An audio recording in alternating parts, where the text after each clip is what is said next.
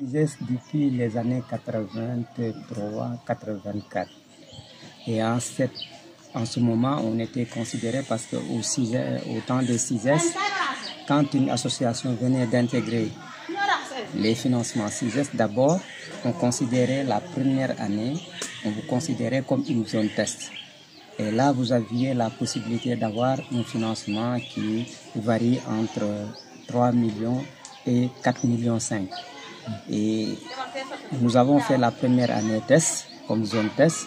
Et depuis cette année, à la fin de cette année, on a été retenu comme zone originale. Et depuis lors, on a évolué avec les CISES jusqu'aux années 80, jusqu'à la fin des CISES. Comme je vais dire, c'est vers les années 90. Et chaque fois, on recevait ce qu'on appelait les fonds souples au niveau du CISES. Les fonds souples, c'était quoi? On nous donnait des fonds, un financement chaque année qui variait de, comme je l'ai dit tantôt, 3 millions à 14 jusqu'à 18 millions pour les grandes zones. Et à chaque fois, on évaluait la taille de la zone pour savoir quel montant elle peut recevoir. Et ces montants, c'était des fonds souples. On vous donnait le financement, on nous laisse la latitude de choisir quel type d'activité on veut financer et comment on veut le financer. Et dès qu'on finance, on justifie après. Donc, il n'y avait vraiment pas de contrainte. C'était un financement très souple et très adapté à la condition paysanne. Parce qu'il te permet de réfléchir sur quoi tu veux travailler, comment tu peux l'organiser et quand est-ce que tu veux intervenir. Et à chaque fois, tu avais les moyens pour pouvoir intervenir convenablement en fonction des réalités de ta zone et de ton niveau d'organisation. Et avec ces fonds souples, nous avions ciblé au niveau de l'association Djidjam. En ce moment, on était au centre agropastoral de Sassal. Et on s'appelait CAPS. C'était pas Djidjam, c'était CAPS, le centre agropastoral de Sassal. C'était la première dénomination de l'association. Et qu'est-ce qu'on finançait d'abord?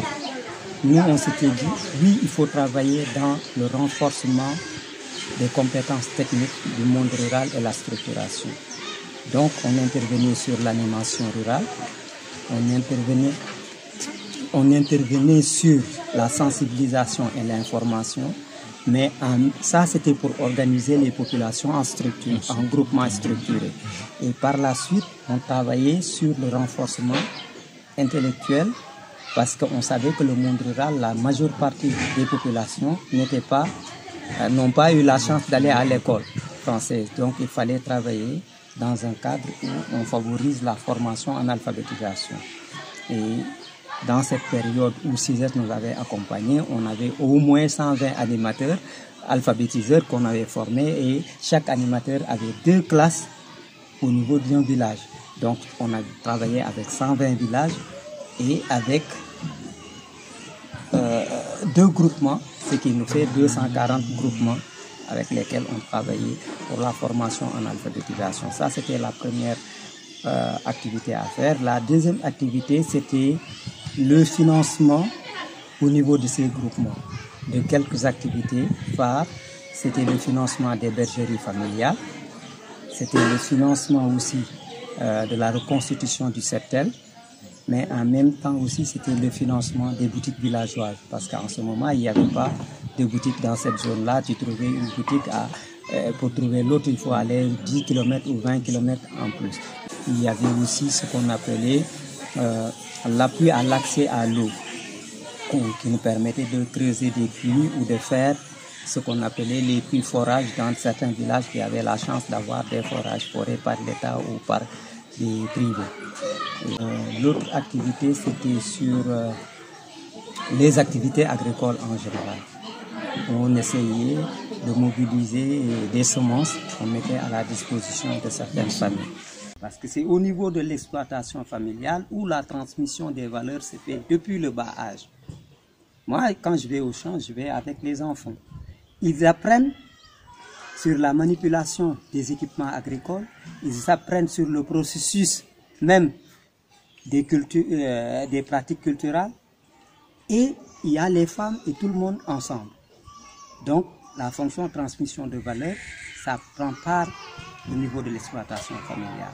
La fonction gestion économique, c'est au niveau de l'exploitation familiale où on le ressent le plus. Nous produisons ensemble, mais une fois que cette production arrive en maturité, on vient au niveau de la famille, c'est la femme qui s'occupe de comment on utilise le grenier familial.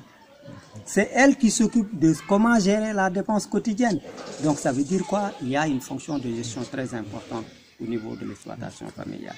L'autre fonction, c'est la fonction